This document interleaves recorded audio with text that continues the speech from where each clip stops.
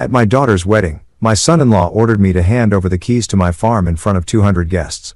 When I said no, he slapped me so hard I lost my balance. I walked out and made a call. He went hysterical when he saw who it was. I never imagined my daughter's wedding day would end with me bleeding on the marble floor of the reception hall, but that's exactly what happened when Alan showed his true colors in front of 200 guests. The day started like any father's dream. Avery looked radiant in her grandmother's vintage lace dress, the same one my late wife Margaret wore 32 years ago. I walked her down the aisle of the old chapel, fighting back tears as she squeezed my arm and whispered that she wished Mom could see her. For a moment, everything felt perfect. For a moment, I forgot about the growing unease I'd been carrying about Alan for months. The ceremony itself was beautiful. Avery glowed with happiness, and I forced myself to smile whenever Alan's eyes met mine. He had that practiced charm, the kind that fooled everyone except those who looked closely enough. I'd learned to look closely over the past 2 years, ever since he started asking pointed questions about the ranch property, about my will, about what would happen to the land when I was gone. But weddings have a way of bringing out people's true nature, and Alan's mask began slipping during the cocktail hour. I was standing near the bar, nursing a whiskey, and watching Avery laugh with her college friends when Alan appeared beside me. His bow tie was loosened, his face flushed from champagne, and there was something different in his eyes. Something harder. "Clifford," he said, clapping his hand on my shoulder with more force than necessary. "We need to talk." I turned to face him, noticing how several nearby guests had quieted their conversations. "What about son?" The word son seemed to irritate him, his jaw clenched slightly before he forced another smile. "About the ranch. About Avery's future. Our future. This isn't the time or place, Alan." I kept my voice low, hoping to diffuse whatever was brewing. "It's your wedding day. Enjoy it." But Alan had other plans. He stepped closer, his voice dropping to a whisper that somehow felt more threatening than if he'd shouted, "Actually, it's the perfect time. All these witnesses around, all these important people from both our families." A chill ran down my spine. The way he said witnesses made my stomach turn. I glanced around and realized we were surrounded by his business associates, his family members, people I barely knew. Avery was across the room, still laughing with her friends, oblivious to what was unfolding. "Alan, whatever you're thinking." "I'm thinking," he interrupted, his voice rising just enough for others to hear, "that it's time for some generosity, some real family support." That's when I saw it. He reached into his jacket pocket and pulled out a small velvet box. For a moment, I thought it might be another wedding gift. But when he opened it, my blood ran cold. Inside was a set of keys. My keys. The keys to the ranch house, the barn, the equipment shed. Keys I'd definitely not given him. "How did you get those?" I asked, my voice barely steady. Alan's smile turned predatory. "Avery made copies. She thought it would be a nice surprise. A symbolic gesture." He held the box higher, making sure the people around us could see. "But I think we need the originals, don't you? Along with the deed transfer papers." The whiskey in my glass trembled as my hand shook with anger. "The what?" "Come on, Clifford. Don't play dumb." His voice was loud enough now that conversations around us had stopped entirely. "Avery is your only child. The ranch should be hers, should be ours. And frankly, a man your age shouldn't be carrying that kind of burden alone." I felt the weight of 200 pairs of eyes on us. The music had stopped. Even the wait staff had paused in their duties. Alan had orchestrated this perfectly, creating a public moment where any refusal on my part would look selfish, unreasonable. "The ranch isn't going anywhere," I said carefully. "And this isn't a conversation for when? When you're dead." Alan's mask slipped completely now. "Avery deserves security now. We both do. And that ranch is sitting there, wasted on an old man who can barely manage it anymore." The insult hit like a physical blow. Several guests gasped audibly. I saw Avery's Aunt Martha cover her mouth in shock. In the distance, I could see Avery had finally noticed the commotion and was making her way over, her dress trailing behind her, confusion written across her face. I said, "No, Alan."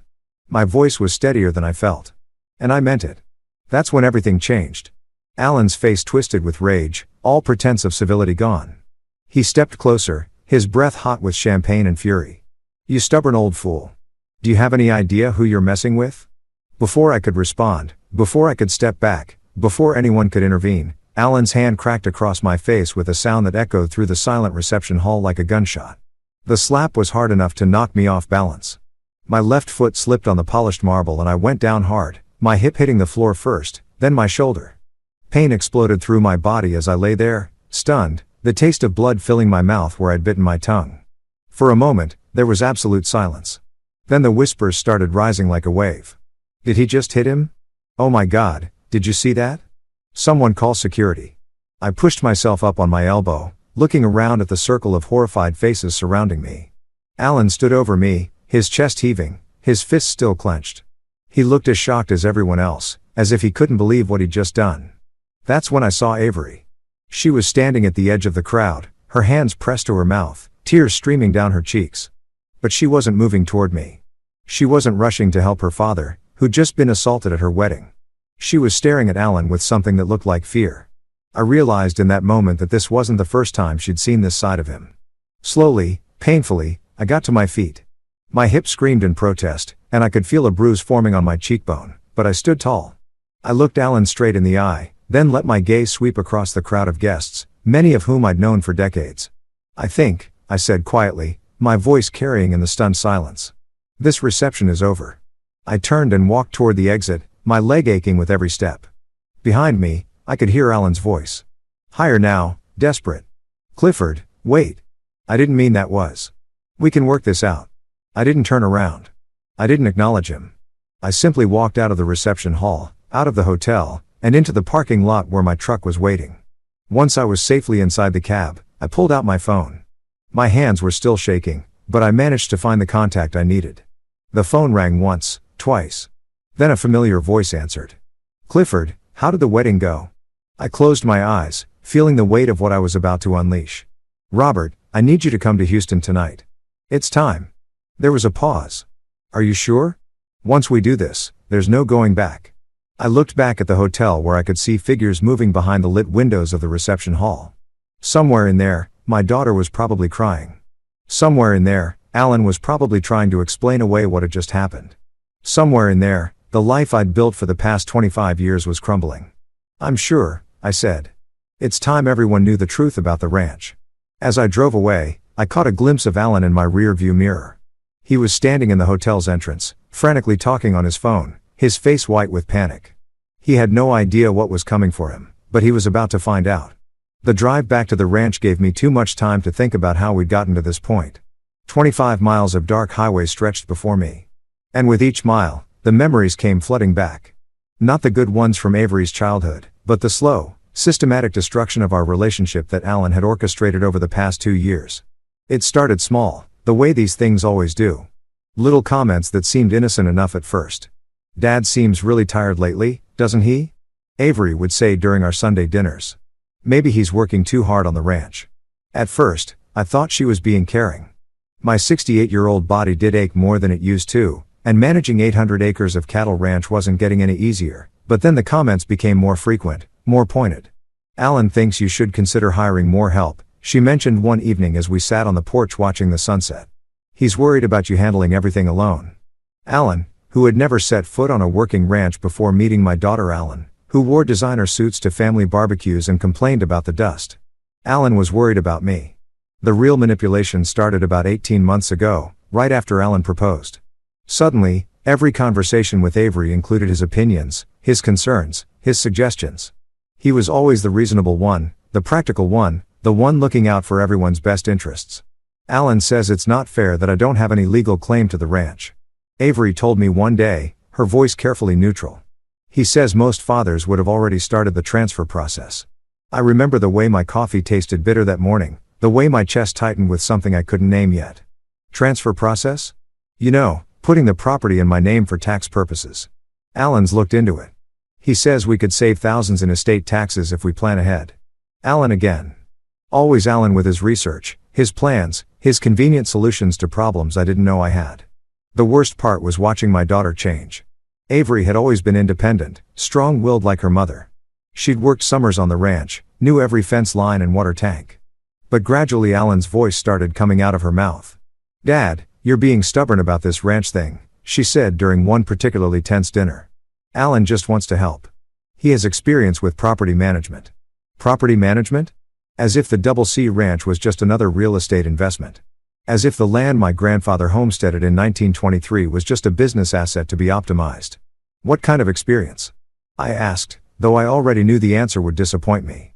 He manages several commercial properties in Houston. He knows about land values, market trends, that sort of thing. That sort of thing. Not the kind that involved getting up at 4:30 every morning to check on pregnant cows. Not the kind that meant repairing fence in 100 degrees heat or losing sleep during drought years, praying the wells wouldn't run dry. The pressure intensified after they got engaged. Alan started showing up uninvited, usually when Avery wasn't around. He'd walk around the property with his phone out taking pictures, asking questions about acreage and mineral rights. Just curious, he'd say with that practiced smile, trying to understand Avery's heritage, but heritage wasn't what he was calculating. I caught him on the phone one afternoon standing by the barn and talking to someone about land comps and development potential. When he saw me approaching, he ended the call quickly. "Business call," he explained. "You know how it is." I didn't know how it was. I'd never made a business call standing in someone else's barn without permission. The lies started small, too. Alan would tell Avery that I'd agreed to things I'd never agreed to, that I'd said things I'd never said. Dad told Alan he's ready to slow down. Avery informed me one Sunday. "He's excited about having you take over more of the operations." I stared at my daughter across the dinner table, searching her face for any sign that she knew this wasn't true. But she believed him. She wanted to believe him. "When did I say that?" I asked carefully. "Last week when you two talked by the south pasture," Alan said. "You seemed relieved to have someone to share the burden with." I remembered that conversation. Alan had cornered me while I was checking the fence line, asking pointed questions about profit margins and operating costs. I'd given him short answers and walked away as soon as I could. Somehow, he'd interpreted my politeness as enthusiasm for his involvement. The gaslighting escalated from there. According to Alan, I was always saying things I didn't remember saying, agreeing to things I'd never agreed to. Avery started looking at me with concern, as if I was becoming forgetful, unreliable. "Are you feeling okay, Dad?" she asked one evening after Alan had claimed I'd promised to show him the property survey maps. "You seem a little confused lately." Confused? That's what Alan wanted her to think, that her old father was losing his grip, becoming a burden, maybe even becoming dangerous to himself and others. The truth was, I was more alert than I'd been in years. I started paying attention to every word Alan said, every claim he made, every story he told. I started taking notes, keeping track of his lies, and I started making phone calls. The first call was to my lawyer, Jim Morrison, who'd handled my affairs for 20 years. "Has anyone contacted you about transferring the ranch property?" I asked him. "No, Clifford, should someone have?" "Alan Peterson, Avery's fiancé, he's been telling her that property transfers are common for tax purposes." There was a long pause. "Clifford, you know the situation with the ranch." "That's not exactly accurate." I knew the situation. I'd known it for 25 years. But Alan didn't know it, and neither did Avery. I'd been carrying that secret alone since Margaret died, protecting my daughter from a truth that would have complicated her life unnecessarily. "I think it's time to make some calls, Jim." "Are you sure?" "Once we start this process, I'm sure." The second call was harder. Robert Hawthorne had been my contact for 25 years, checking in quarterly, managing the financial aspects of my position. He was surprised to hear from me outside our normal schedule. "Is everything all right, Clifford?" "I think it's time to reveal the arrangement," I told him. "My daughter's getting married to someone who doesn't understand the situation. That's a big decision." "Are you certain?" I thought about Alan's hands on my daughter, his voice in her ear, his plans for property that wasn't mine to give. "I'm certain." The third call was the most difficult. Dr. Patricia Santos had been our family physician for 15 years. She delivered Avery, held Margaret's hand during the cancer treatments, and helped me through the darkest period of my life. "Patricia, I need you to do something for me. I need a complete physical and cognitive evaluation." "Clifford, you just had your annual physical 3 months ago. Everything was fine." "I know, but I need documentation. Official documentation that I'm mentally competent and physically capable." There was a pause. "Is someone suggesting otherwise?" I explained the situation as carefully as I could. How Alan was painting me as confused, forgetful, unable to manage my responsibilities. How Avery was starting to believe it. "That son of a bitch," Patricia said, her professional demeanor slipping. "Excuse my language, but that's emotional abuse, textbook manipulation. Can you help me? I'll do you one better. I'll run every test in the book. Blood work, cognitive assessment, physical capability evaluation. When I'm done, you'll have documentation that you're sharper than most 40-year-olds. The results came back exactly as Patricia predicted. Perfect blood pressure, excellent cognitive function, Physical capabilities well above average for my age group. I kept the medical reports in my safe along with the other documents that would soon become very important. But I made one mistake during those months of preparation. I underestimated how far Alan would go to get what he wanted. I thought he'd keep pushing gradually, wearing me down with patience and persistence. I thought he'd continue the psychological campaign, slowly convincing Avery that her father was becoming unreliable. I never imagined he'd try to humiliate me publicly at his own wedding. I never thought he'd be desperate enough to demand the ranch keys in front of 200 witnesses, and I certainly never expected him to hit me. That slap changed everything. It moved up my timeline by months, forced my hand in a way I hadn't planned. But maybe that was for the best. Maybe it was time for Alan to learn that some secrets are worth keeping, and some lies have consequences he could never imagine. As I pulled into the ranch driveway, I could see my phone lighting up with missed calls. Avery, probably maybe Alan, definitely people who'd witnessed what happened at the reception and wanted to know what came next. But there was only one call I cared about making. I dialed Robert's number again as I sat in my truck, looking out at the land I'd protected for 25 years. Robert, it's Clifford again. How soon can you get the board members to Houston? If it's urgent, I can have them here by tomorrow morning. I touched my swollen cheek, felt the ache in my hip where I'd hit the marble floor. It's urgent. Alan Peterson just made the biggest mistake of his life. It's time he learned who really owns the Double C Ranch. The truth about the Double C Ranch began 25 years ago on the worst day of my life. Margaret had been fighting cancer for 18 months, and we'd spent our life savings on treatments that ultimately couldn't save her. I was sitting in the hospital billing office staring at invoices totaling over $300,000 when the ranch foreman found me there. "Mr. Clifford," he said, his hat in his hands, "I'm real sorry to bother you at a time like this, but we got a problem." The problem was drought. The worst in 50 years. Our cattle were dying, our wells were running dry, and we had no money left to drill new ones. The bank was already circling, talking about foreclosure. Margaret was gone. Avery was only 7 years old, and I was about to lose everything my family had built since 1923. That's when Robert Hawthorne knocked on my door. I'll never forget that evening. I was sitting on the porch watching the sun set over land that might not be mine much longer when a black sedan pulled up the drive. A man in an expensive suit got out carrying a leather briefcase and wearing the kind of confident expression that comes with serious money. "Mr. Wellington, I'm Robert Hawthorne representing the Meridian Investment Consortium. I understand you might be interested in a business arrangement." I was too exhausted to be polite. "If you're here to make a lowball offer on my ranch, you can save us both some time." "Actually," he said, settling into the porch chair beside me without invitation, "I'm here to offer you something quite different. A chance to keep your ranch and solve your financial problems permanently." He opened his briefcase and pulled out a thick contract. "Meridian specializes in agricultural preservation. We buy ranches and farms from families in crisis, then lease them back to the original owners for management. You keep your home, your livelihood, your legacy. We handle the finances." I was skeptical. "What's the catch?" "No catch. You become our ranch manager. We pay you a generous salary, cover all operating expenses, and handle improvements and expansions. From the outside, nothing changes. You're still Clifford Wellington running the Wellington Ranch. But legally, the property belongs to Meridian. For how long? Indefinitely. As long as you want the arrangement to continue. When you're ready to retire, we'll work out a transition plan. If you want to buy the property back someday, we'll negotiate fair terms based on current market value." I stared at the contract, my mind racing. "Why would you do this? What do you get out of it?" Robert smiled. "Meridian isn't just any investment group, Mr. Wellington. We represent some very wealthy individuals who believe in preserving American agricultural heritage. They don't need immediate returns. They're playing a longer game." "Who are these people?" "That's confidential.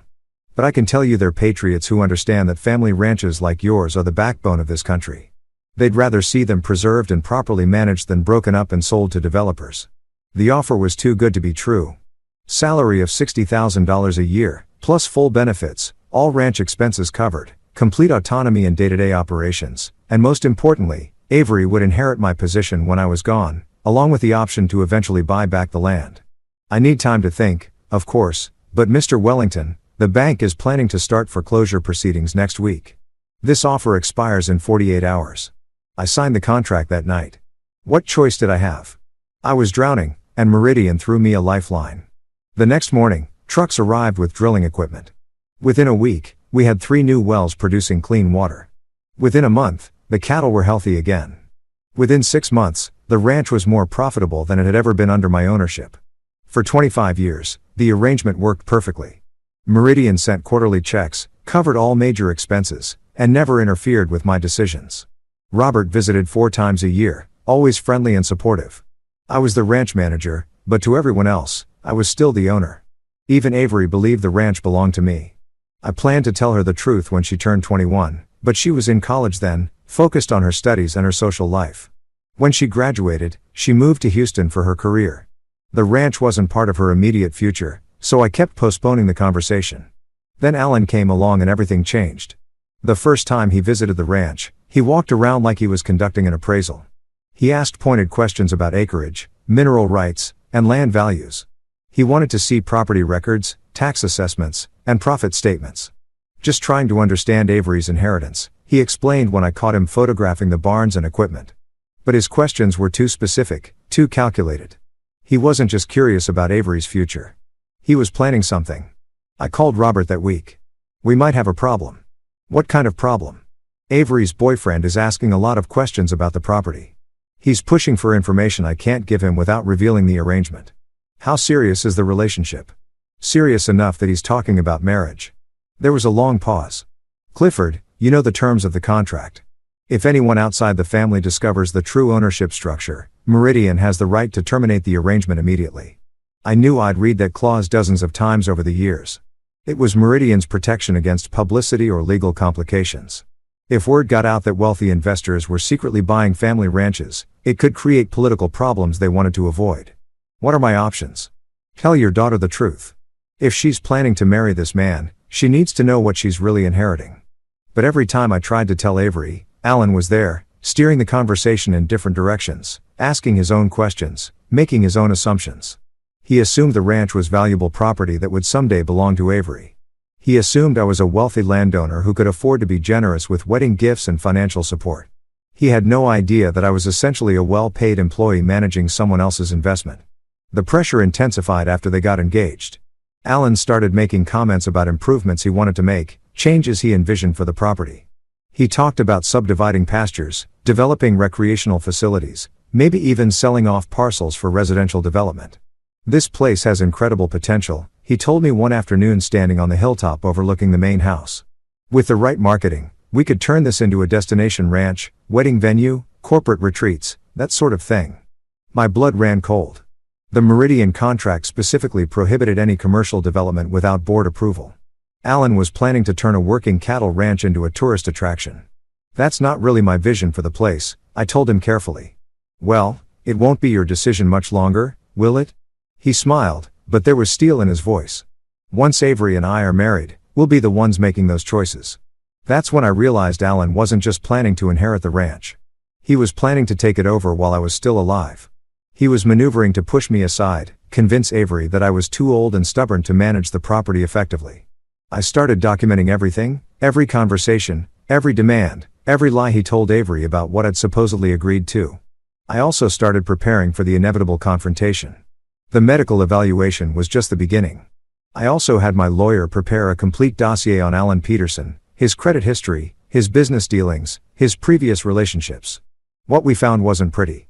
Alan had a pattern of targeting women with assets. His first marriage had ended when his wife discovered he'd been secretly borrowing against her inherited property. His business partnerships consistently failed, leaving his partners holding the debt while Alan moved on to new opportunities. But the most damaging information came from his current employer. Alan was facing an internal investigation for questionable expense reports and unauthorized use of company resources. He was likely to be fired within the next 6 months. He was desperate, and desperate men do dangerous things. I should have told Avery everything before the wedding. I should have sat her down and explained the whole situation from the Meridian contract to Alan's financial problems. But I kept hoping she'd see through his manipulation on her own. I kept believing that my smart, independent daughter would recognize what was happening. Instead, Alan escalated to public humiliation and physical violence. He forced my hand in the worst possible way in front of the worst possible audience. Now sitting in my truck in the ranch driveway, I knew there was no going back. Tomorrow morning, Robert would arrive with the Meridian board members. Alan would learn that he just assaulted the manager of a ranch owned by some very powerful people. People who didn't appreciate threats to their investments or attacks on their employees. My phone rang, interrupting my thoughts. Alan's name flashed on the screen. I let it go to voicemail, then listened to his message. Clifford, look, I know things got out of hand tonight. I was stressed, maybe had too much champagne, but we're family now, and family works things out. Call me back. We need to talk about moving forward. Moving forward. As if slapping me in front of 200 witnesses was just a minor bump in our relationship. As if tomorrow would bring business as usual. Alan had no idea what was coming for him. But in about 12 hours, he was going to get an education in the difference between seeming to own something and actually owning it. And more importantly, he was going to learn that some people have friends in very high places. I was up before dawn as usual. But this morning felt different. Every sound seemed amplified, the coffee maker gurgling, my boots on the hardwood floor, the distant lowing of cattle in the east pasture. Today was the day Alan Peterson would learn that some secrets have consequences. Robert called at 6:15. We're about an hour out from the ranch. The board members flew in from Dallas, Denver, and Phoenix. They're not happy about being pulled away from their schedules, but when I explained the situation, they agreed this needed immediate attention. How much should I tell them about Alan? Everything. They'll want to understand exactly what kind of threat we're dealing with. I spent the next hour preparing. I pulled out all my documentation. The medical reports proving my competency, the legal assessment of Alan's character and financial situation, the recordings I'd made of our conversations over the past year, everything that would paint a complete picture of what had been happening. At 7:30, 3 black SUVs pulled up the ranch road, kicking up dust in the morning sun. I watched from the kitchen window as 6 people got out, all wearing business attire that looked out of place against the backdrop of cattle pasture and mesquite trees. Robert led the group, looking exactly the same as he had 25 years ago. Beside him walked a woman in her 60s with silver hair and the bearing of someone accustomed to being the smartest person in the room. The others were men in their 50s and 60s, all carrying themselves with the quiet confidence that comes from real power. Clifford, Robert said as they approached the porch. I'd like you to meet the Meridian Board. Margaret Caldwell, Chairwoman. James Morrison, Chief Financial Officer. David Chen, Legal Counsel, Thomas Wright, Operations Director, and Patricia Vasquez, Risk Management. I shook hands with each of them, noting their firm grips and direct eye contact. These weren't people who wasted time on pleasantries. Mr. Wellington, Margaret Caldwell said, her voice crisp and professional. Robert has briefed us on the situation. We understand you've been threatened and physically assaulted by someone attempting to gain control of this property. That's correct. And this person believes you own the ranch outright. He does. So does my daughter. I've maintained the fiction for 25 years as required by the contract. David Chen opened a briefcase and pulled out a tablet. We've been doing our own research on Alan Peterson since Robert called yesterday. What we found is disturbing. He turned the tablet toward me, showing a detailed financial profile. Mr. Peterson is heavily in debt. Credit cards, personal loans, and what appears to be gambling obligations to some unsavory individuals. He owes approximately $150,000 to various creditors. Margaret Caldwell picked up the thread. More concerning is his employment situation. Our contacts at his firm confirm he's under investigation for embezzlement. He's been using company credit cards for personal expenses and billing clients for work that was never performed. They're planning to fire him next week. Patricia Vasquez added. He likely knows it's coming, which explains his desperation to secure assets through marriage. I felt a sick twist in my stomach. Does Avery know any of this? We doubt it. Thomas Wright said Peterson has been very careful to present a successful facade, expensive car, upscale apartment, designer clothes, all purchased on credit he can't afford to repay. James Morrison consulted his own tablet. The psychological profile is textbook predatory behavior. He targets women with assets, uses manipulation and emotional abuse to gain control, then systematically strips away their resources. His first wife lost her family's jewelry business to his debts, David Chen continued. His second serious relationship ended when the woman discovered he'd forged her signature on loan documents using her house as collateral. The picture was becoming clearer and uglier by the minute. Alan wasn't just an opportunist. He was a practiced con artist who'd found the perfect mark in my trusting daughter. What's our legal position if he continues to pursue claims on the property? I asked. David Chen smiled coldly. Non-existent. He has no standing whatsoever. The property belongs to Meridian, operated under a management contract with you. Even if he were legitimately married to your daughter, even if you wanted to transfer your management rights to them, he would need approval from this board, which he'll never get. Margaret Caldwell said firmly. More importantly, Patricia Vasquez added, his assault on you last night was witnessed by over 200 people. We have statements from 6 witnesses who've already contacted our legal team. Mr. Peterson committed felony assault against a Meridian employee in the course of his duties. I blinked. Felony assault? Assault against a person over 65 is automatically elevated to a felony in Texas, David Chen explained. And since you were acting as our representative, it's also assault against a corporate officer. Mr. Peterson is looking at serious prison time. My phone rang, interrupting the conversation. Alan's name flashed on the screen. Margaret Caldwell gestured for me to answer it while David Chen activated a recording app on his tablet. Alan Clifford, thank God. Look, I've been thinking about last night, and I realize I owe you a huge apology. I was way out of line. The stress of the wedding, the champagne, you know how it is. Do I? Come on, don't be like that. We're family now. Family forgives and moves on. I'm thinking we should meet this morning, work out the details of the property transfer, get this ranch situation settled so there's no more confusion. I looked at Margaret Caldwell, who nodded for me to continue. Property transfer? Don't play dumb, Clifford. You know what I'm talking about. Avery deserves her inheritance, and frankly, after last night, I think it's clear you're not competent to manage the ranch anymore. The way you reacted to a simple business discussion, losing your temper like that, the audacity was breathtaking. He was actually trying to rewrite history, making it sound like I was the one who'd become violent. Alan, are you seriously trying to claim that I hit you? I'm trying to be diplomatic about it. Look, we all saw what happened. You got agitated. You took a swing at me. You lost your balance and fell. It was embarrassing for everyone, especially Avery. Patricia Vasquez was furiously taking notes while David Chen made sure the recording was capturing everything clearly. So, you want me to transfer the ranch to you and Avery? It's the right thing to do, Clifford. And honestly, it's what Avery wants. She's been telling me for months how worried she is about you living alone out there, trying to manage everything by yourself. She'll feel so much better knowing the property is in responsible hands. Responsible hands, meaning yours, meaning ours. Look, I know you don't like me much, but I'm not going anywhere. Avery and I are married now. I'm going to be part of this family for the rest of your life. We can do this the easy way or we can do it the hard way. There it was. The threat delivered with that smooth confidence that had fooled my daughter for 2 years. What's the hard way, Alan? The hard way is lawyers and doctors and competency hearings. The hard way is Avery having to make some very difficult decisions about her father's mental state. The hard way is public embarrassment for everyone involved. Margaret Caldwell's expression had turned to ice. She gestured for me to keep him talking. And if I just sign over the ranch, all of that goes away. All of that goes away. We have a nice family dinner we put last night behind us and we start fresh. I'm even willing to let you stay on as a sort of consultant. You could keep living in the house, help with day-to-day operations. Think of it as a comfortable retirement. The patronizing tone was unbearable. He was offering to let me stay in my own home as his employee, managing property he thought he was stealing from me. I need to think about it. Don't think too long, Clifford. I've got lawyers on speed dial and Avery's getting more worried about you by the hour.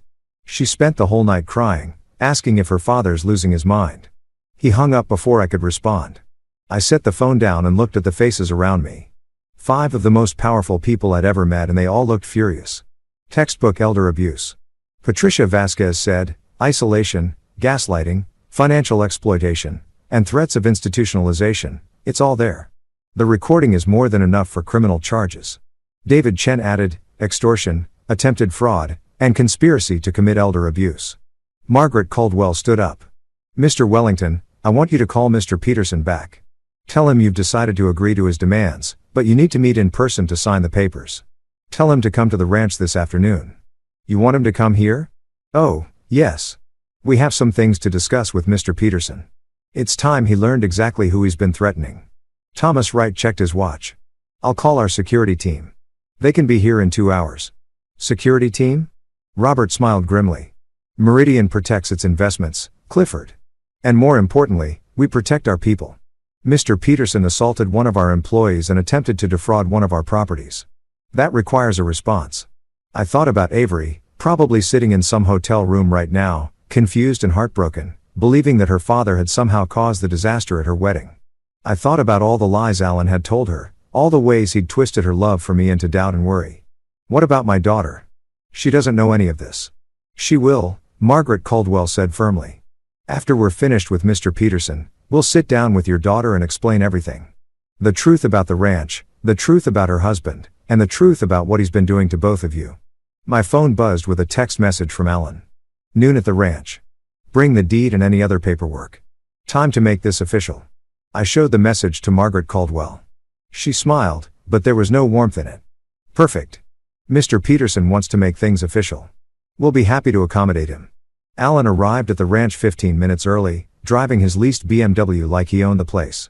I watched from the kitchen window as he parked near the front porch, adjusting his tie and checking his reflection in the side mirror. He had no idea that 6 of the most powerful people in Texas were watching him from the barn where they'd positioned themselves with a clear view of the house. The Meridian security team had arrived an hour earlier. 3 former federal agents who now handled sensitive situations for the consortium. They were stationed around the property, invisible but ready. Margaret Caldwell had been very clear about their instructions. Observe, record, and intervene only if Alan became violent. Remember, she'd told me before taking her position in the barn, let him talk. Let him make his demands. Give him enough rope to hang himself legally. I opened the front door before Alan could knock. He strode in with that familiar swagger, carrying a leather briefcase and wearing an expression of barely contained triumph. Clifford, he said, not bothering to shake hands. I'm glad you came to your senses. This is really the best thing for everyone. Is it? Absolutely. Avery's relieved that we're finally going to resolve this situation. She was so worried about you after last night.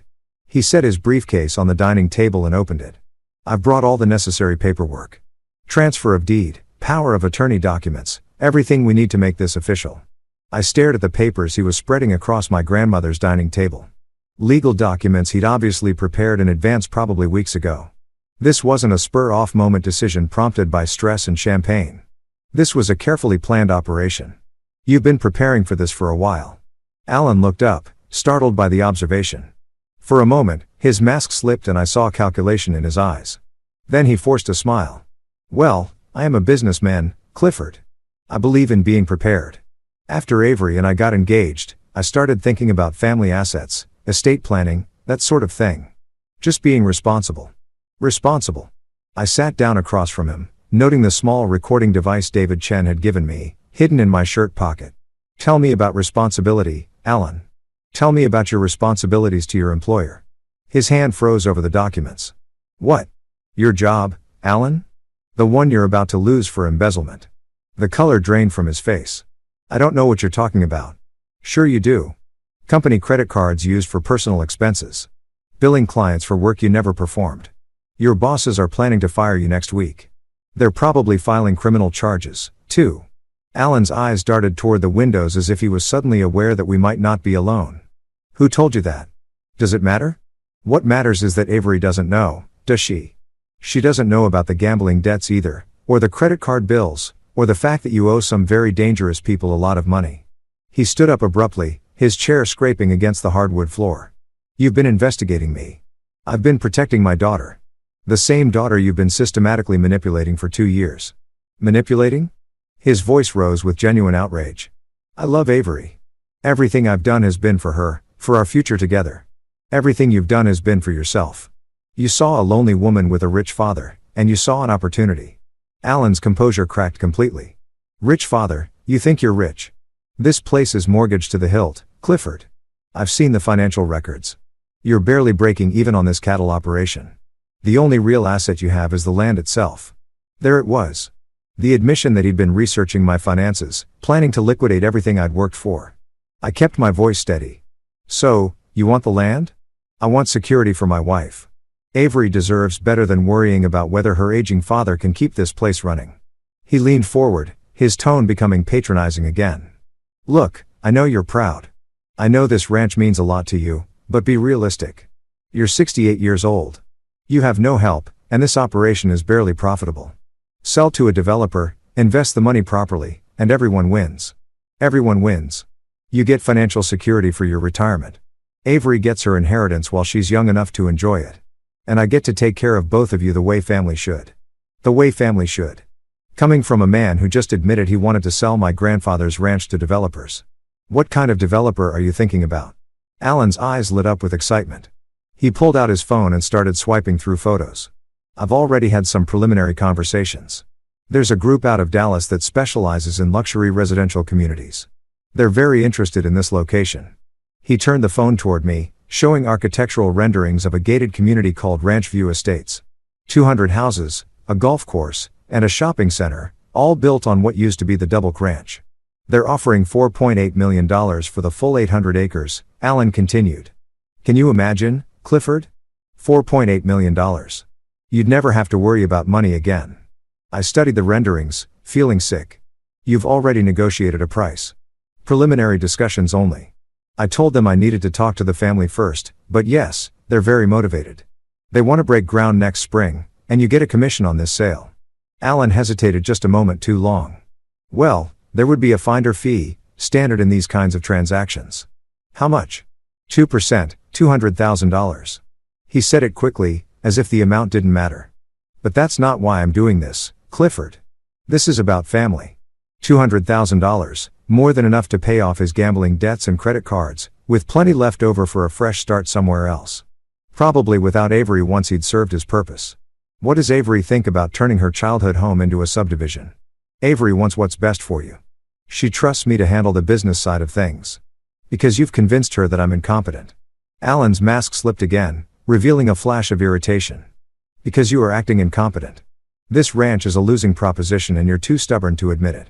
How long do you think you can keep this up? Another 5 years? 10? What happens when you have a heart attack out here alone? What happens when you fall off a horse and break your hip? He was working himself into righteous anger now, believing his own justifications. Avery will inherit this place anyway when you die. All I'm doing is making sure she gets something valuable instead of a pile of debt and broken down buildings. Very thoughtful of you. It is thoughtful and it's realistic, but you can't see past your own pride to do what's right for your daughter. That's when I heard the sound of car doors slamming outside. Alan heard it too and moved to the window. Who's that? He asked, his voice suddenly tense. I joined him at the window. Margaret Caldwell was walking toward the house, flanked by David Chen and Thomas Wright. Behind them came Robert and the other board members.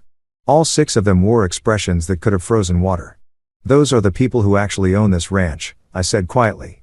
Alan spun around to face me. What are you talking about? I'm talking about the fact that I don't own the Double C Ranch, Alan. I never have. I'm the manager. I work for these people. The briefcase slipped from Alan's hands, spilling legal documents across the floor. That's impossible. 25 years ago, I was facing bankruptcy. These people bought the ranch and hired me to manage it. Everything you've seen, everything you've planned, everything you've threatened me for, none of it belongs to me. Alan's face went through a series of expressions. Confusion, disbelief, and finally understanding. You're lying. I wish I were, but those people walking up to my door. They represent a consortium worth about $2 billion. They own ranches, farms, and agricultural properties across 6 states, and you just spent the last year trying to defraud them. The knock on the door came exactly on cue. I opened it to find Margaret Caldwell and her team waiting on the porch. Mr. Wellington, she said formally, thank you for calling us. I believe you have someone here who wants to discuss property transactions. Alan was backing toward the far wall, his eyes wide with panic. This is a setup. No, Alan, I said sadly. This is reality, something you've been avoiding for a very long time. Margaret Caldwell stepped into the room, her presence immediately dominating the space. Mr. Peterson, I presume? I'm Margaret Caldwell, chairwoman of the Meridian Investment Consortium. I understand you've been making inquiries about our property. Your property? The Double Ranch? 800 acres of prime Texas cattle land purchased by Meridian in 1998. Mr. Wellington here is our ranch manager and an excellent one. David Chen opened his own briefcase and pulled out a thick folder. We have copies of your conversation this morning, Mr. Peterson. Extortion, attempted fraud, conspiracy to commit elder abuse. Quite an impressive list of felonies. Alan looked frantically around the room as if searching for an escape route. You can't prove anything. Thomas Wright held up a small digital recorder. Actually, we can. Every word recorded with Mr. Wellington's full cooperation. We also have witness statements from your wedding reception, Patricia Vasquez added, entering the room with the others.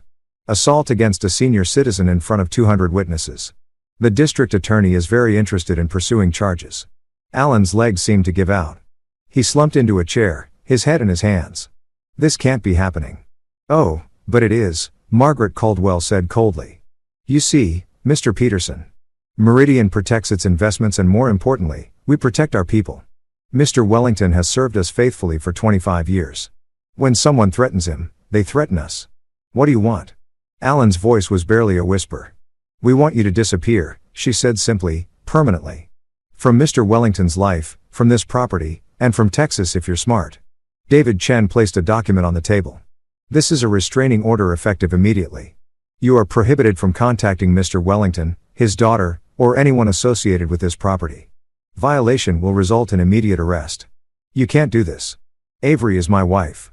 Actually, Patricia Vasquez said, checking her tablet, your marriage may not be valid. Our investigation has revealed some interesting facts about your previous relationships. There's evidence suggesting you never properly divorced your first wife. Alan's face went white. That's impossible, is it?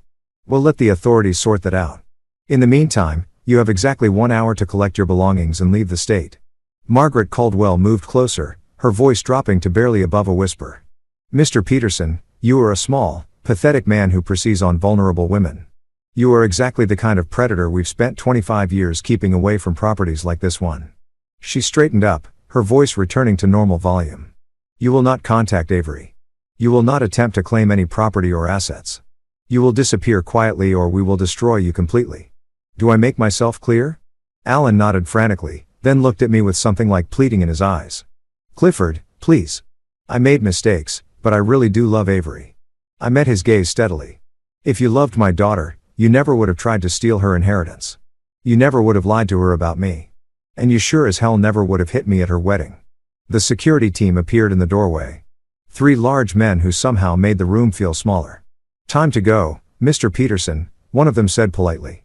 Alan gathered his scattered papers with shaking hands, stuffed them back into his briefcase, and walked toward the door.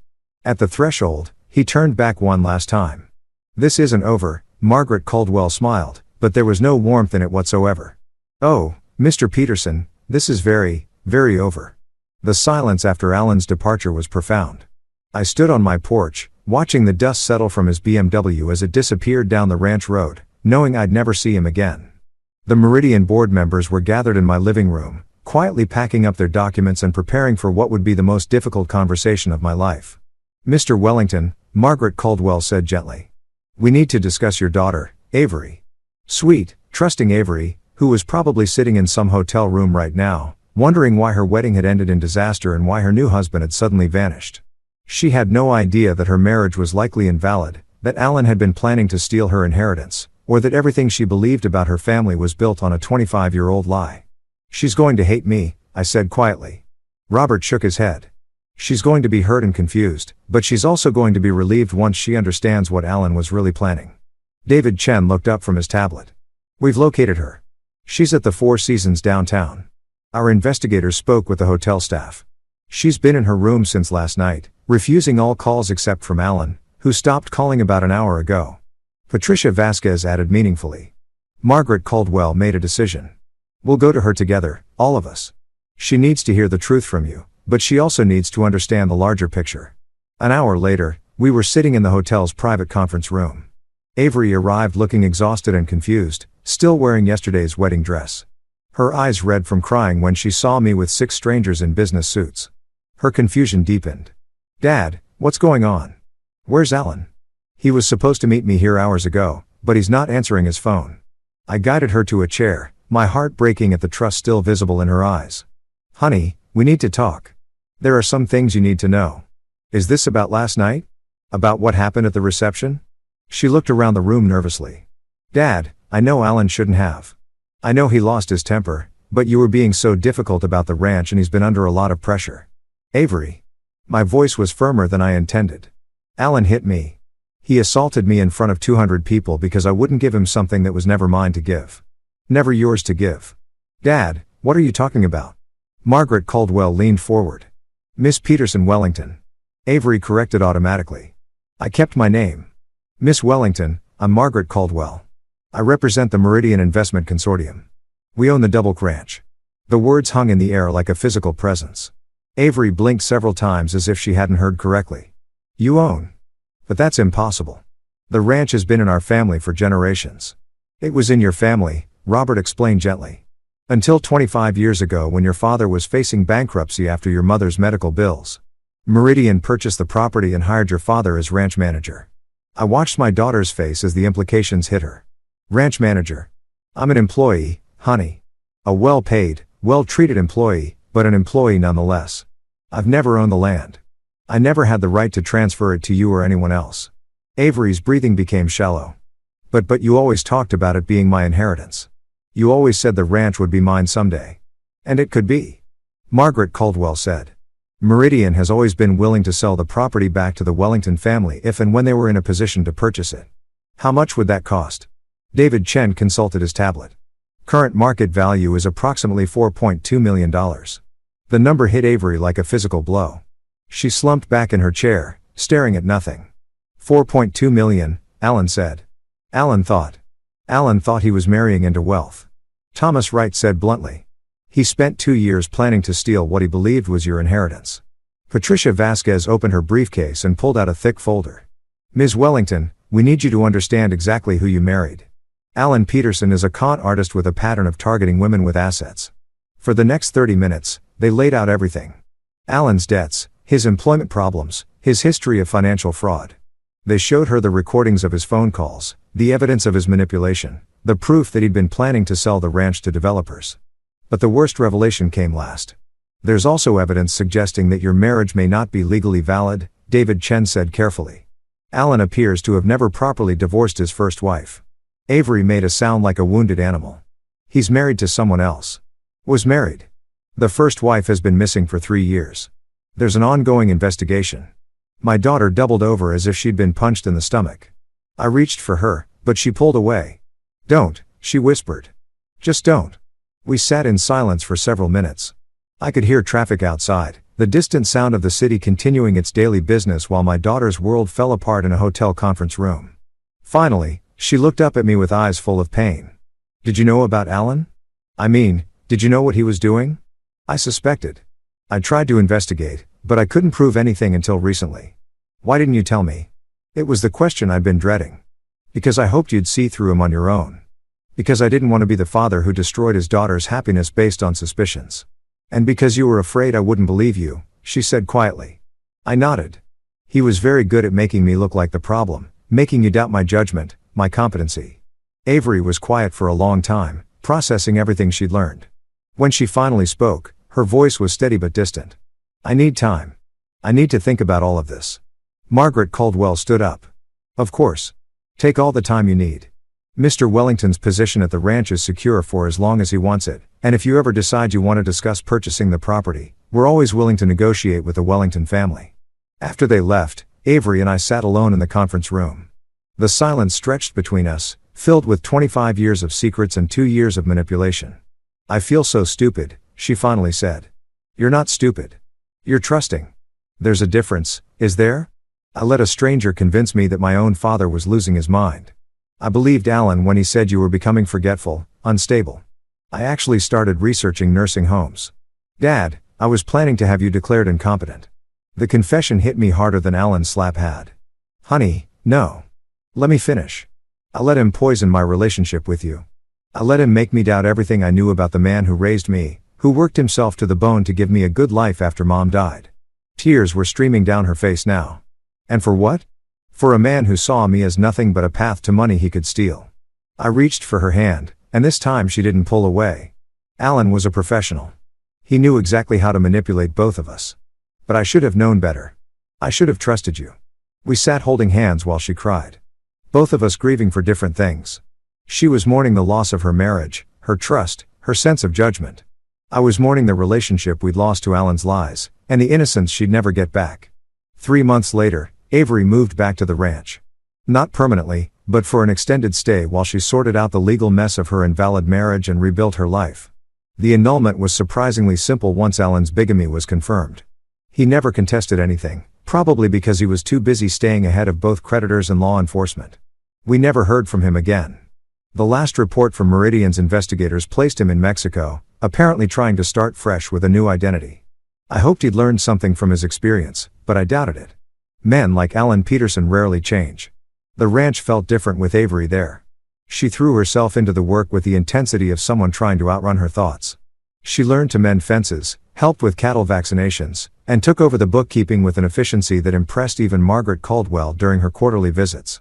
Your daughter has excellent business instincts, Margaret told me one afternoon as we watched Avery negotiate with a cattle buyer. If she ever wants to make an offer on the property, I think the board would be very receptive. But money wasn't the issue anymore. Avery's trust fund from her mother's life insurance combined with her own savings and earning potential would be enough for a down payment. The real question was whether she wanted to tie herself to this place, to this life after everything that had happened. The answer came on a quiet Sunday evening in December. We were sitting on the porch watching the sunset paint the sky in shades of orange and pink when she finally brought it up. I want to buy the ranch, she said simply. Are you sure? You don't have to feel obligated. I'm not doing it out of obligation. I'm doing it because this is home. Because this is where Mom and I picked wildflowers every spring. Because this is where you taught me to ride. Because this is where I learned what real love looks like. She paused, then continued more quietly. Alan made me forget who I was, where I came from. He made me ashamed of this place, embarrassed by our simple life. But there's nothing simple about what you've built here, Dad. There's nothing embarrassing about honest work and taking care of the land. 6 months later, the transfer was complete. Avery Wellington became the official owner of the Double C Ranch with a mortgage she could comfortably afford and a father who stayed on as ranch manager, though now he answered to her instead of Meridian. Margaret Caldwell attended the closing ceremony, bringing champagne and an unexpected gift. 25 years ago, Meridian bought this ranch to preserve it, she said, raising her glass. Today, we're selling it back to the family that loves it most. It's exactly the outcome we hoped for when we first met your father. As I watched Avery sign the papers that made her a landowner, I felt a peace I hadn't experienced since Margaret died. My daughter was home. She was safe and she was in control of her own destiny. Alan Peterson was a bad memory that was fading more each day. That evening, as we walked the fence line together, checking for damage from the recent storms, Avery asked the question I'd been expecting. Do you ever regret it? Keeping the truth about Meridian from me for so long. I considered the question carefully. I regret that it made you vulnerable to Alan's manipulation. I regret that it complicated your relationship with the ranch, but I don't regret protecting you from financial worries when you were young. And I don't regret working with people who cared more about preserving this land than making a quick profit. She nodded, then surprised me with her next comment. I've been thinking about Mom lately about what she would say about all this. What do you think she'd say? Avery smiled, the first genuinely happy expression I'd seen from her in months. I think she'd say that families protect each other no matter what. And that home isn't about who owns the deed. It's about who belongs here. As we walked back toward the house, I realized that Alan Peterson had given us an unexpected gift. By trying to destroy our family, he'd forced us to rebuild it on a foundation of truth instead of secrets. We were stronger now, more honest with each other, more appreciative of what we had. The ranch lights were warm and welcoming as we approached the house. Somewhere in the distance, cattle were settling in for the night. The land stretched out around us, familiar and comforting, ours again in the way that mattered most. I was finally free from the weight of secrets, and my daughter was finally free from the influence of a man who'd never deserved her trust.